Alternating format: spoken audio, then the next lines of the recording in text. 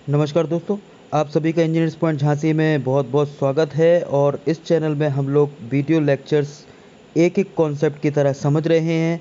जो आपका UPPCL JEE का एग्ज़ाम्स आने वाला है उसके लिए वीडियो लेक्चर बहुत इंपॉर्टेंट होने वाला है। दोस्तों, प्रीवियस वीडियो लेक्चर में हम लोगों ने काफ़ी क्वेश्चन सॉल्व करे थे और भी सेट पेपर के। यहाँ हम लोग 2018 का पेपर सॉल्व कर रहे हैं। तो चलिए आइए हम लोग इसको पूरा समझते हैं और एक एक क्वेश्चन को देखते हैं। पहला क्वेश्चन आपके सामने है, डायरेक्शन और असर्शन रीजन के फॉर्म में ये दिया गया है।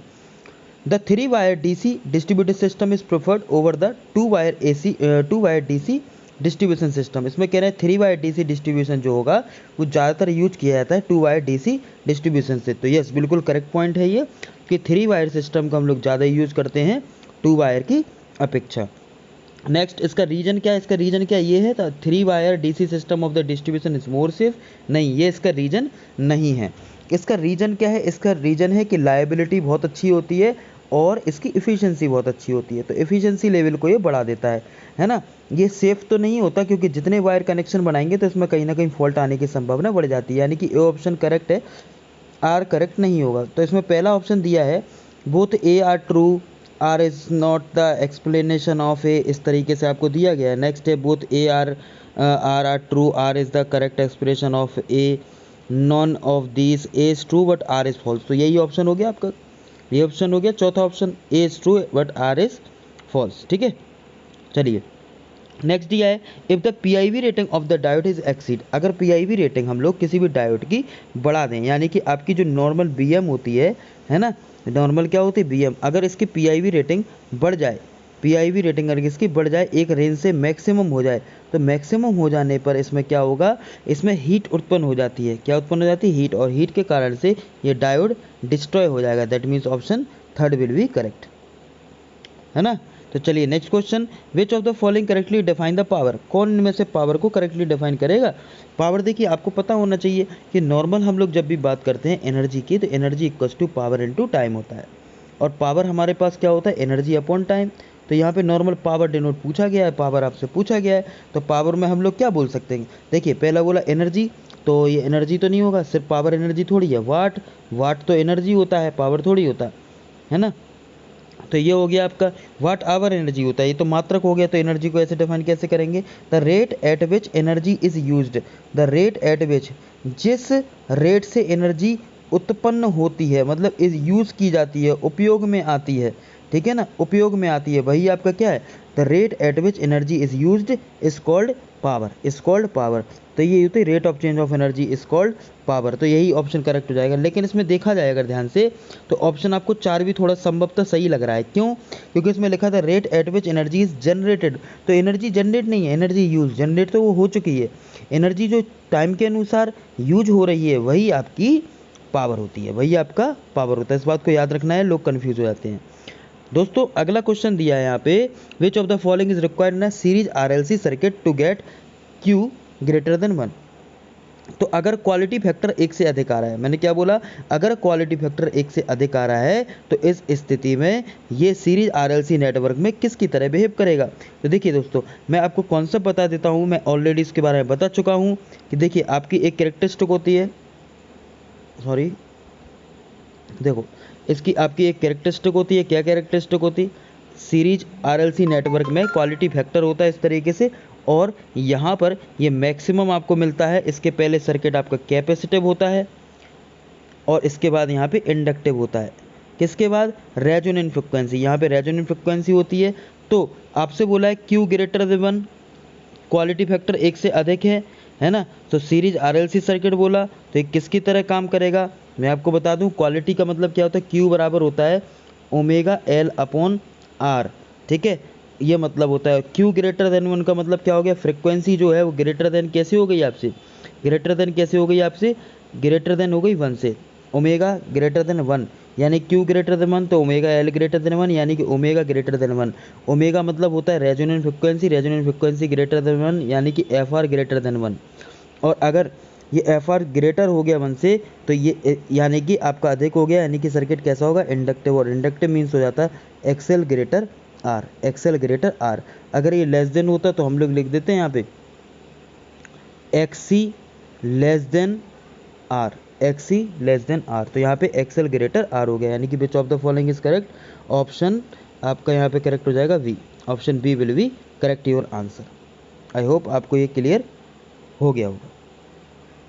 चलिए नेक्स्ट बोला है which of the following comes under the category of systematic error in the instrument. तो देखिए सिस्टमेटिक एरर की बात करती है तो इंस्ट्रूमेंटल एरर ही आपकी सिस्टमेटिक एरर कहलाती है। इंस्ट्रूमेंटल एरर जो भी इंस्ट्रूमेंट में आ जाएगी वही आपकी इंस्ट्रूमेंटल एरर कहलाएगी। Which of the following has the highest moderating ratio. Highest moderating ratio किसका होता है, देखिए दोस्तों, देखिए जो ज़्यादा कंसनट्रेटेड होने लग जाएगा उसका मॉडरेटिंग रेशियो बढ़ता चला जाएगा। यानी कि H2O नॉर्मल है, DTO भारी जल होता है, हीलियम हो गया, कार्बन हो गया, हीलियम हल्का होता है, कार्बन नॉर्मल, और DTO क्या हो गया, भारी हो गया, यानी कि D2 आपका क्या हो गया, मॉडरेटिंग रेशियो इसका सबसे ज़्यादा होता है। Next which of the following material has a susceptibility independent of temperature.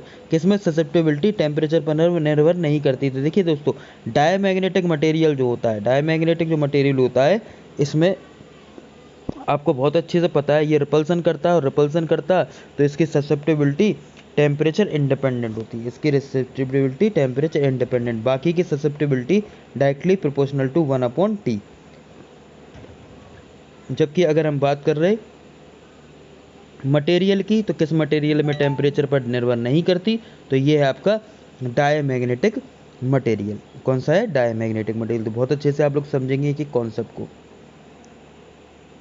Which of the following material is a source of piezo electric. इनमें से कौन सा पीजो इलेक्ट्रिक मटेरियल की तरह व्यवहार करेगा। तो पीजो इलेक्ट्रिक की तरह कौन व्यवहार करेगा, देखिए सेरामिक भी एक पीजो इलेक्ट्रिक है, देखा जाए आपको पता होना चाहिए, ध्यान से सुनेंगे। सेरामिक भी पीजो इलेक्ट्रिक है,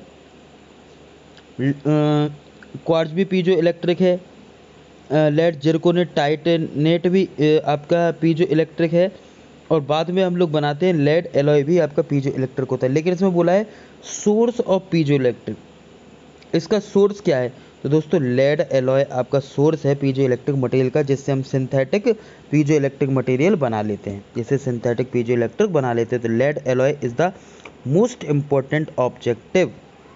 क्लियर। नेक्स्ट आपसे बोला है which of the following material follow the magnetic anisotropy.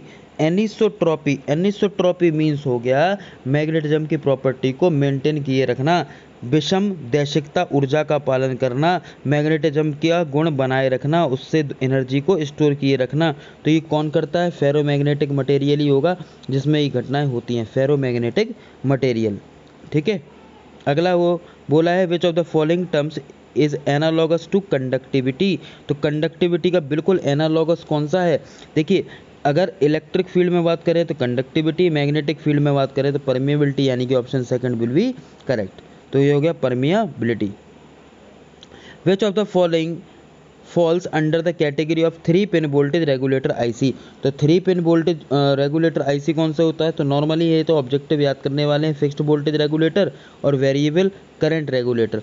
Fixed voltage और वेरिएबल करंट, फिक्स्ड वोल्टेज हो और करंट वेरिएबल हो, इस तरीके से जो भी रेगुलेटर हम कंट्रोलर बनाएंगे वो आपके 3 पिन वोल्टेज रेगुलेटर कहलाते हैं। Next which of the following is the ferroelectric material. कौन सा फेरो इलेक्ट्रिक मटेरियल की तरह काम करता है, तो barium titanate, potassium dihydrogen phosphate, Rochelle salt, है ना। तो ये सभी हो जाते हैं, ये आपके फेरो इलेक्ट्रिक मटेरियल की तरह भी काम करते हैं, और पीजो इलेक्ट्रिक मटेरियल तो ये हैं ही, है ना, पीजो इलेक्ट्रिक तो ये हैं ही, और फेरो इलेक्ट्रिक की तरह भी व्यवहार करते हैं। Next which of the following are the cost effective instrument, मतलब हमें ये सस्ता भी पड़ जाए और ज़्यादातर हम इसका यूज करें, तो कौन सा ऐसा इंस्ट्रूमेंट होगा। तो एक्टिव इंस्ट्रूमेंट होते हैं जिन्हें प्राइमरी इंस्ट्रूमेंट का भी नाम दे देते हैं।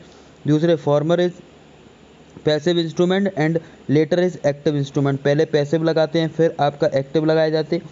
फॉर्मर इज एक्टिव, पहले एक्टिव फिर नॉर्मली बाद में पैसिव, या फिर पैसिव इंस्ट्रूमेंट। तो हम लोग किसका उपयोग करते हैं, पैसिव इंस्ट्रूमेंट का उपयोग करते हैं, passive instrument. Which of the following is a true for 3.9 के register using the colour coding technique. दोस्तों मैं यहाँ पे बता दूं कि आपका 3.9 यहाँ पे बोला है 3.9 के, इसका मतलब क्या हो गया, 3.9 के आपसे बोला गया। देखिए दोस्तों यहाँ पर देखिए 3 का मतलब क्या हो गया, हम लोग पढ़ते हैं बी रॉय, यानी कि ब्लैक ब्लू, है ना, ब्लैक ब्लू रेड ऑरेंज, तो ब्लैक के लिए 0, ब्लू के लिए 1, रेड के लिए 2, ऑरेंज के लिए 3 का यूज करते हैं। तो यहाँ पे पहला कौन सा आएगा, यानी कि ऑरेंज, यानी कि ऑरेंज यहाँ पे करेक्ट है, यानी कि 1 और 2 तो बिल्कुल नहीं हो सकता।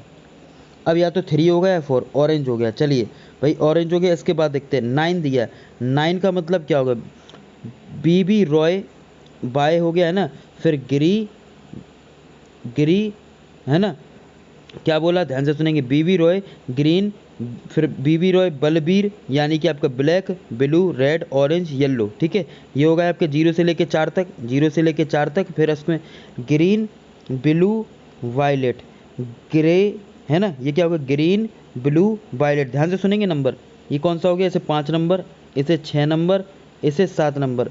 फिर आता है ग्रे और वाइट, ग्रे वाइट, तो ग्रे होता है आपका 8 और वाइट होता है आपका 9। तो यहाँ पे 9 दिया आपको, 9 दिया तो यहाँ पे हम लोग क्या कर देंगे, 9 कर देंगे। तो 9 क्या हो जाएगा, 9 कौन सा होता है, वाइट, यानी कि ग्रीन तो बिल्कुल नहीं होगा, यानी कि 3 वैसे ही करेक्ट इनकरेक्ट, और 4 आंसर विल बी करेक्ट। तो ऑरेंज वाइट हो गया। अब इसके और आगे देखना है, तो बीबी रॉय यानी कि रेड दिया है, तो रेड के लिए कितना होगा, 2 है, तो यहाँ पे कितना आएगा, 39 इंटू 10 की पावर 2, और इसको हम लिख सकते हैं 3.9 इंटू 10 की पावर 3, 3.9 10 की पावर 3। आपका आसानी से क्वेश्चन हो जाएगा, 3.9 10 की पावर 3, यानी कि यहाँ पे आ गया 2900। कितना आएगा दोस्तों, 2900, यानी कि 3.9 ये आपको दिया था, तो आपका यही। और गोल्ड है तो टॉलरेंस आपकी होती है 5%, हालांकि इससे रिलेटेड नहीं पूछा इसमें, यहीं से आंसर अपना आ गया, यानी कि ऑप्शन 4 विल बी करेक्ट। ठीक है, which of the following generator is used in a thermal power plant, thermal power plant में किस जनरेटर का उपयोग करते हैं, तो थर्मल पावर प्लांट में हम लोग सिंक्रोनस मोटर का उपयोग करते हैं, और यही सिंक्रोनस जनरेटर की तरह कार्य करती है, इसी को जनरेटर की तरह काम करा देते हैं। Next, which of the following is not a reason of undesirability of the magnetic leakage in electric machine, electric machine में क्या रीजन नहीं होता अनडिजायरेबिलिटी का, है ना, क्या मतलब है इसका, मतलब क्या नहीं होता, तो प्रोड्यूस फायरिंग, क्या मतलब हुआ भाई, एक इलेक्ट्रिक मशीन है, इस इलेक्ट्रिक मशीन में मैग्नेटिक लीकेज हो रहा है, तो निम्नलिखित में से कौन सी इलेक्ट्रिक मशीनों में चुंबकीय रिसाव की अवांछनीयता का कारण नहीं है, मतलब ये घटना इसमें इसके कारण नहीं होती। Produce firing, lower their power efficiency, lead to their increase weight, या नन ऑफ दिस। तो क्या कारण नहीं है, प्रोड्यूस फ्रिंजिंग मतलब एकदम से उसमें क्या होना, चेंजेस, हंटिंग इफेक्ट आ जाना, बाकी इफेक्ट ये सब आ जाना, स्क्रॉलिंग होने लगना, तो ये प्रोड्यूस हो जाता है।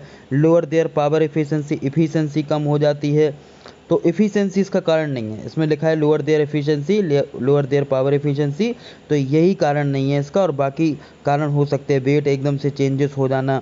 ठीक है, ये सारी घटनाएं, तो option second will be correct. Next है, which of the following is the correct definition of the phasor, correct definition of the phasor, तो इनमें से कौन सी फेजर की एक करेक्ट डेफिनेशन है, इसमें बोला है कि फेजर की कौन सी करेक्ट डेफिनेशन है।